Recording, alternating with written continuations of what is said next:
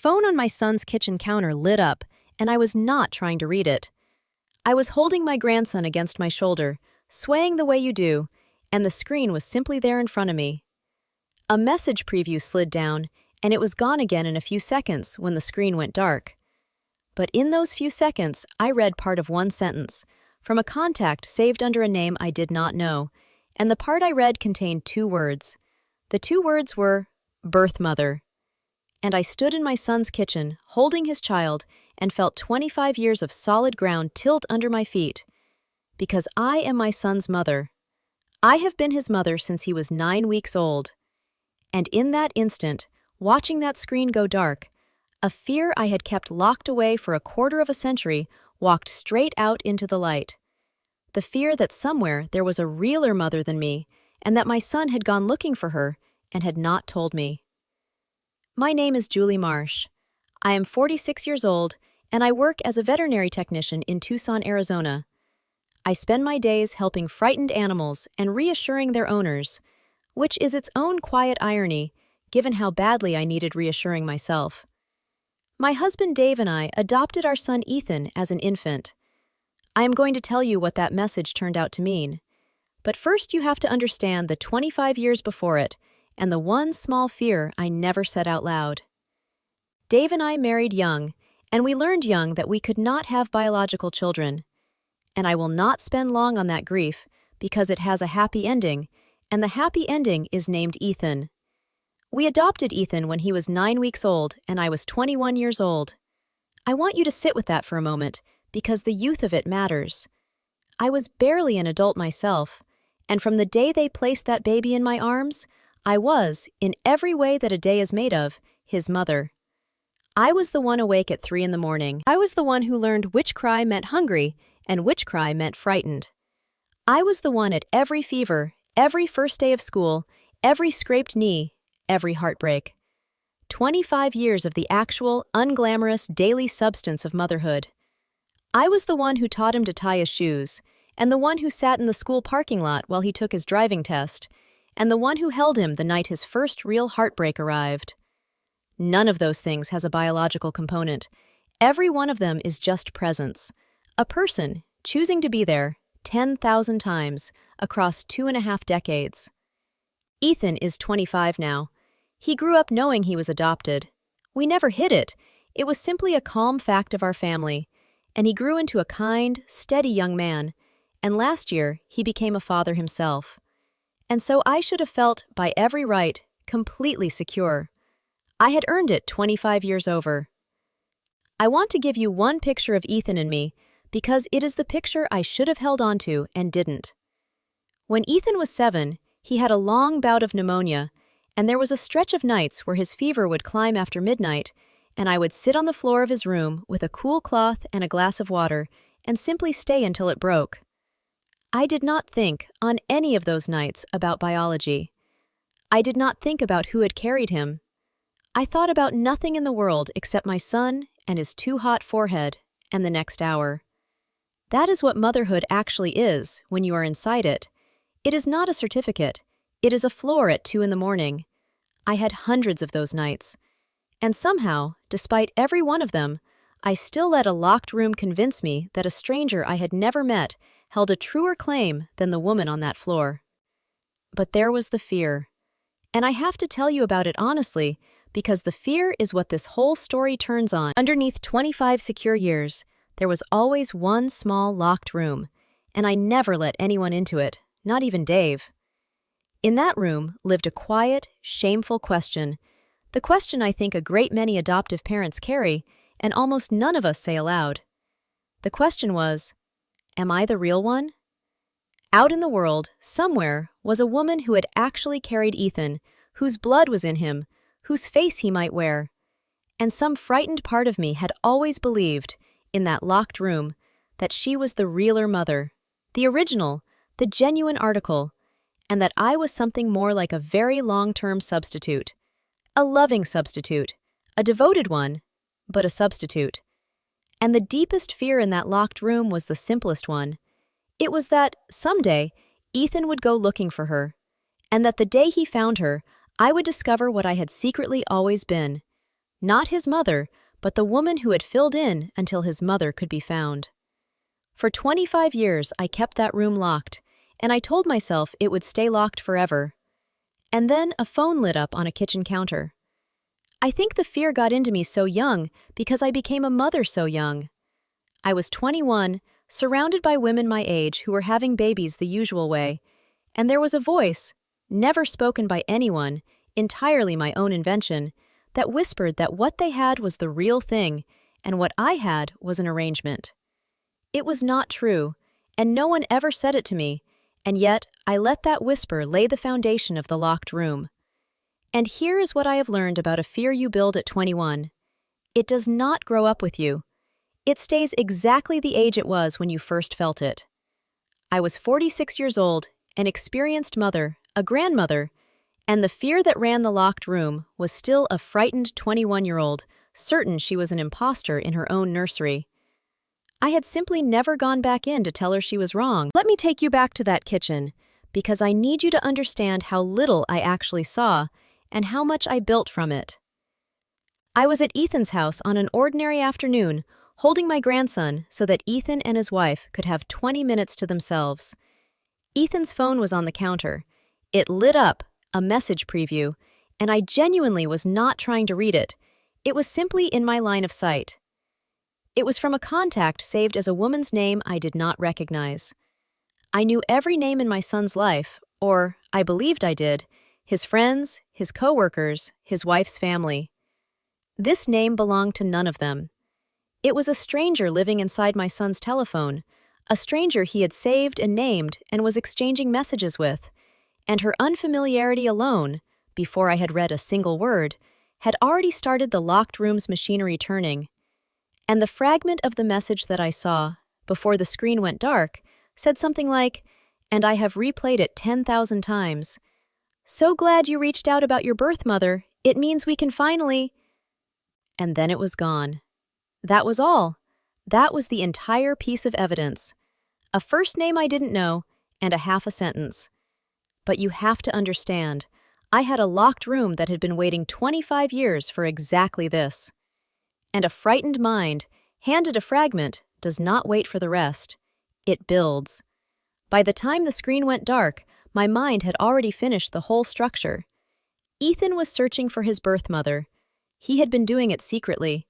He had hidden it from me, and he had hidden it, surely, because he knew it would hurt me, which meant he understood it as a kind of betrayal, which meant some part of him knew he was reaching past me toward the real thing. I stood there holding my grandson, and I did not just suspect all of that.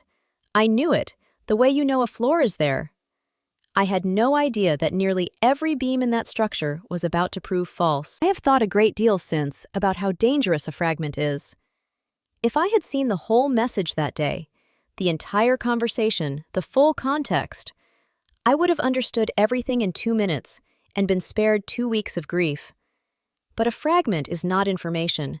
A fragment is a blank with one word written on it, and a frightened mind treats the blank as an invitation. It rushes in and fills the rest with whatever it most fears. I had a locked room primed and waiting, and the fragment handed it a key, and within seconds, my imagination had constructed an entire betrayal out of half a sentence and a name. None of it had happened, but all of it felt for 2 weeks exactly as solid as something I had witnessed. That is the quiet trap of the half-glimpsed thing. It does not feel like a guess. It feels like proof. I did not say anything. Ethan came back into the kitchen a few minutes later, and I handed him his son, and I smiled, and I made my voice normal, and I drove home. And then I carried it. I want to tell you about the days that followed, because I am not proud of them. I did not go to Ethan. The locked room had been locked for 25 years, and I could not find the door to open it from the inside. So, instead, I did the thing that fear does. I went quiet, and I watched. I noticed things I would never have noticed before. A thoughtful look on my son's face, a phone turned face down, a conversation he stepped out of the room to finish. And every one of those ordinary things, fed into my frightened structure, came out the other side as confirmation. I was building a case for my own replacement, and I was very good at it, and every day I felt myself becoming less his mother and more the substitute who was about to be found out. I lost sleep. Dave asked me twice what was wrong, and twice I said nothing was, and that, lying to my husband to protect a locked room, should have told me how badly I had lost my way. I spent 2 weeks like that, 2 weeks grieving a son I had not actually lost. The cruelest part of those 2 weeks was what the fear did to my actual time with Ethan. We spoke on the phone, the way we always did, and I came to a family dinner, the way I always did. But I was not really there for any of it. I was behind glass, studying him, listening for clues, reading subtext into the most innocent sentences. My son would tell me some ordinary thing about his week, and I would be sitting there decoding it for signs of my own replacement. I lost 2 weeks of real moments with Ethan to a crime he had not committed, and I will never get those particular 2 weeks back. That is what unspoken fear does, I have learned. It does not only hurt you in some abstract future, it quietly steals the present. It takes the people who are right in front of you, alive and reachable, and turns them into evidence to be examined. I was so afraid of losing my son that I stopped, for 2 weeks, actually having him. What finally moved me was my grandson. I was holding him one evening, this small new person, and I looked at his face, and I thought about how fiercely and instantly I had loved him from the moment he existed, a love that had nothing to do with blood, since he carries none of mine either. And I thought, that is real. Nobody on earth would dare tell me that love is not real. And if that love is real, then 25 years of the same love poured into Ethan is real too. And a woman whose motherhood is real does not skulk around watching her son for evidence. She talks to him. So I called Ethan, and I asked if I could come over, just the two of us, and I drove to my son's house to do the bravest thing I had done in 25 years, which was to open the locked room with him watching. I almost did not make that call. I sat with the phone in my hand for a long time, and the locked room argued with me the whole while. It told me that if I said nothing, I could keep things as they were, that the silence, however heavy, was at least safe. It told me that opening my mouth might make real a thing that was still, technically, only suspected. That is the final trick of a locked room. It convinces you that the not knowing is a kind of shelter, that as long as the conversation never happens, the worst cannot be confirmed. But I looked at my grandson's face one more time, and I thought about the love I felt for him, immediate, total, blood-free, and I understood that the shelter the locked room was offering me was not shelter at all. It was just a smaller and smaller room. So I made the call before I could talk myself out of it. And the bravest thing I have ever done turned out to be simply pressing a green button on a telephone. I sat down with my son, and I did not manage it gracefully, and I am almost glad I didn't. I just told him the truth. I told him that I had seen a message on his phone, that I knew it was not mine to see, and that it had mentioned his birth mother. And I watched Ethan's face change, and I braced myself for the guilt of someone caught. But that was not what came. What came across my son's face was not guilt. It was relief. I had spent the whole drive over rehearsing for guilt, for a son caught out, defensive, scrambling to explain. I had a frightened mind, and a frightened mind can only rehearse frightened endings. So when relief washed over Ethan's face instead, it genuinely confused me for a moment. It did not match any of the scenes I had prepared. It took me several seconds to understand what I was looking at. My son was not relieved to be caught. He was relieved to finally be free of carrying it. Relieved that the wall between our two locked rooms had a door in it after all, and that his mother had been the one brave enough to open it first. He let out a breath like he had been holding it for months, and he said, "Mom, I have been trying to figure out how to tell you for almost a year." And then my son told me everything, and every single piece of it was different from the structure I had built. Yes, he had been searching. He had, over the past year, made contact with his birth mother. That was the woman whose name I had not known. But the why of it was nothing like my fear. Ethan told me it had started the day his own son was born. He said that he had stood in the hospital holding his newborn, and for the first time in his life, he had looked at a person who was related to him by blood. the first blood relative he had ever known. And he said it had opened a door in him he had not expected. Not a door away from me, a door toward a question. He suddenly wanted to know whose eyes his son had. He wanted to know the medical history, the real, practical, parental need to know what might be coming for his child's sake. He wanted, he said, to be able to answer his own son someday when that boy asked where he came from. It was not a search for a mother. He had a mother. It was a new father trying to understand the roots of the child he was now raising. Ethan told me something, describing that hospital moment, that I have not been able to stop turning over. He said that holding his newborn son, he had felt an unfamiliar kind of loneliness. Not a sad one exactly, but a specific one. He said that every other new parent in that hospital could look down at their baby and see an echo, a family nose, a grandmother's eyes, a line stretching back. And he had looked at his son and seen a beautiful little stranger, because Ethan himself had never had that line to draw from. He said, "Mom, I didn't go looking because I felt something missing between us.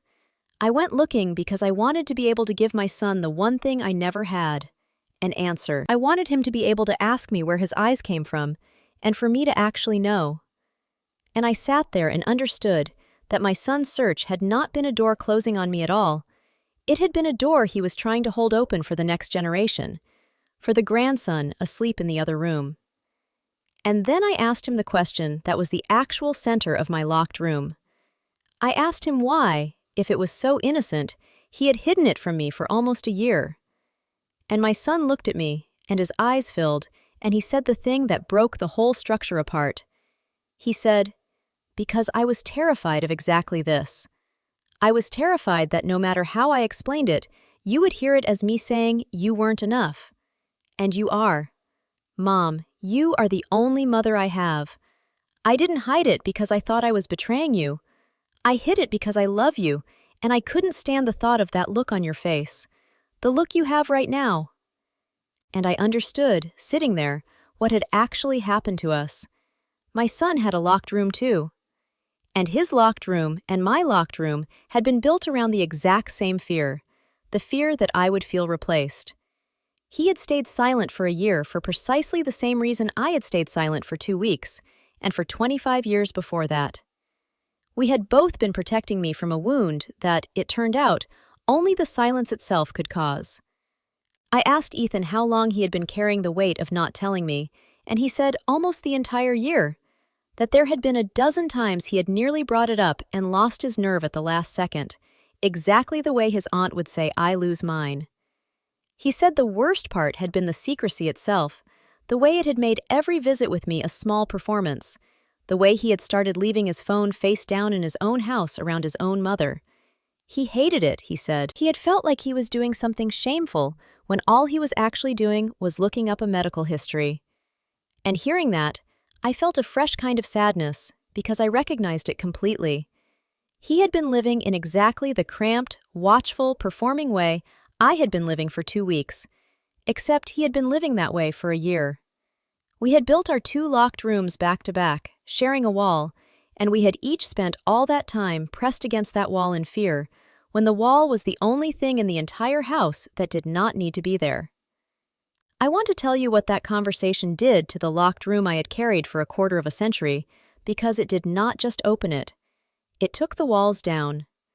For 25 years, I had believed there were 2 mothers in this story, a real one and a substitute, and that I was holding the lesser title until the realer woman was found.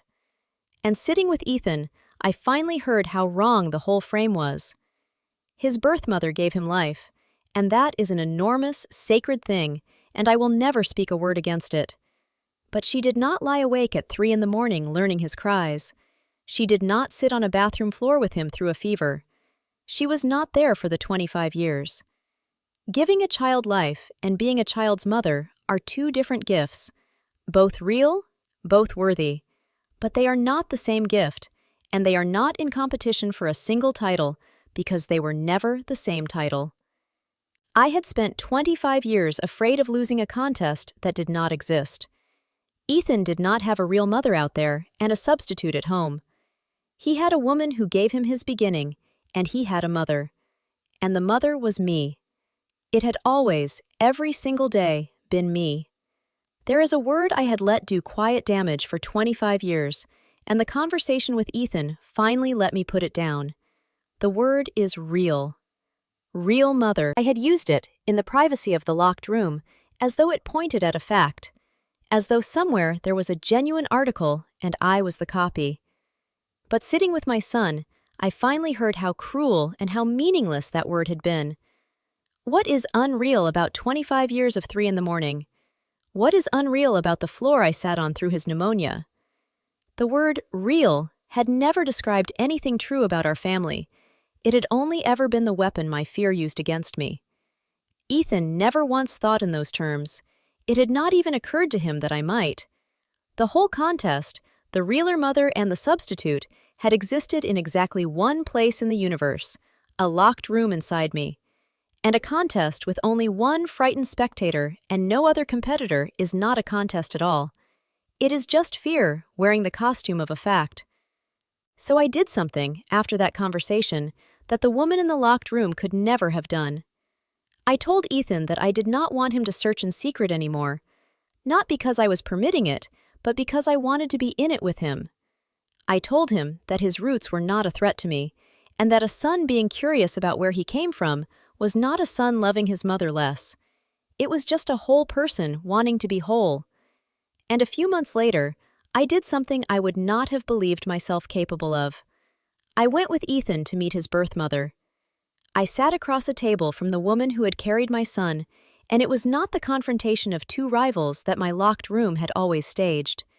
It was something quieter and far better. She was a kind woman who had made a hard choice as a young person, and who had wondered about Ethan for 25 years, and who looked at me, and I will never forget this, with something like gratitude. She thanked me for raising him, and I found, sitting there, that I was not threatened by her at all. There was room. There had always been room. A child can have a person who gave them their roots, and a person who gave them their home, and be richer for both, and the two women do not have to be at war. We never did. Driving home from that meeting, I thought about all the years I had pictured Ethan's birth mother as a kind of rival waiting in the wings, and how completely wrong even that had been. She had not been waiting to take anything. She had been a woman living her own life, carrying her own quiet wondering, hoping only that the child she could not raise had been loved. And when she looked across that table and saw, in me, the proof that he had been, 25 years of proof, what she felt was not triumph. It was peace. I had spent 25 years afraid of her, and she had spent 25 years hoping someone exactly like me existed. We had been that whole time on the same side. The only person in the entire arrangement who had ever seen us as enemies was me, and I had been wrong, and it had cost me a quarter of a century of unnecessary fear. A year has passed now since the phone lit up on that counter. Ethan has an ongoing, gentle relationship with his birth mother now, a few messages, an occasional visit, a door that is open and unstrained.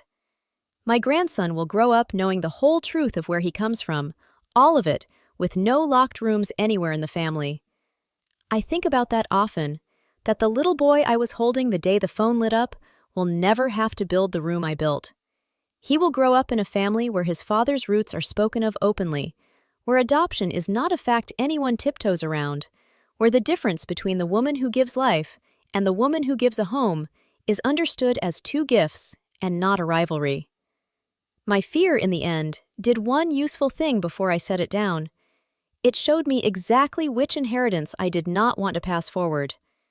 The locked room stops with me, and here's the part I did not expect. Far from losing my son, I am closer to him than I have ever been, because for the first time in 25 years, there is no quiet fear humming under my love for him. I am not bracing anymore. I am not watching for the day I get found out. I gave up the title of real mother as a thing I had to defend, and the strangest thing happened when I set it down. I did not lose it. I simply stopped being afraid of it, and underneath the fear, it had been mine, securely, the whole time. Dave noticed the change in me before I even told him the whole story. He said one evening that I seemed lighter, that something he had not known was weighing on me had clearly lifted. And I finally told my husband about the locked room, about the 25 years, the fear I had never once let him into, the frightened 21-year-old I had kept sealed away. And Dave, being Dave, was not hurt that I had a secret room. He was only sad that I had been alone in it for so long. He said, "Julie, I have watched you mother that boy for 25 years. There was never a single day I would have called you anything but his mother. I just wish you had let me tell you that 25 years ago." And that was its own small lesson, arriving late. The reassurance I had needed for a quarter of a century had been sleeping beside me the entire time. I had only ever had to ask. I want to leave you with the two things this taught me. The first is for anyone raising a child they did not give birth to: adoptive parents, step-parents, the grandparents and aunts and family friends who stepped up. There is a locked room a lot of us carry, and in it lives the fear that we are the substitute, that a realer parent exists, that our title is on loan. I carried that room for 25 years, and I want to tell you what opening it taught me. Parenthood is not a biological fact awaiting confirmation. It is 25 years of 3 in the morning. It is the fevers and the school plays and the daily, unglamorous showing up. The person who does that is not standing in for the real parent. The person who does that is the real parent, the realest definition of the word there is. Do not spend, as I nearly did, a quarter of a century guarding a title you already earned 1,000 times over. The second thing is about the silences we build to protect the people we love. My son hid his search for a year. I hid my fear for 2 weeks, and the room behind it for 25 years. And both of us were doing the exact same thing. Staying silent out of love, certain that our silence was sparing the other person pain. But the silence was the pain. The wound I spent 25 years dreading was never going to come from Ethan searching for his roots. It only ever came from the two of us not talking about it. If there is something you are not saying to someone you love, a fear, a question, a truth, because you have decided your silence is protecting them, I am asking you to look hard at that decision. Protective silence almost always protects nothing. It just leaves two people alone in two locked rooms, frightened of each other through the wall, when one honest conversation would have opened both doors at once. If this story landed for you, drop the word roots in the comments below. I read them. It tells me which stories are worth telling next. Subscribe for new stories, real patterns, full narratives, the long game. 2 small pieces of wisdom from this one before I go. First, parenthood is not who started a child. It is who showed up every day after. If you are raising a child whose blood is not yours, you may carry a quiet fear that a realer parent exists and your title is borrowed. Set that fear down. The cries learned at 3 in the morning, the fevers, the heartbreaks, the decades of ordinary showing up. That is not standing in for a parent. That is the entire definition of one. A person can give a child life, and a person can give a child a home, and both are sacred, but they were never competing for one title. The one who raised them holds a title no one can come and reclaim. Second, silence built to protect someone is usually the very thing that hurts them. We convince ourselves that not saying the hard thing, the fear, the question, the truth, is a kindness, that our silence spares the people we love. But more often, the silence is the wound itself. 2 people can spend years in 2 locked rooms, each one quiet out of love, each one frightened of the other through the wall, when a single, honest conversation would have opened both doors. If you are holding something back to protect someone, ask whether your silence is truly protecting them, or just keeping you both alone. Where they came from will never outrank who raised them. I'll see you next time.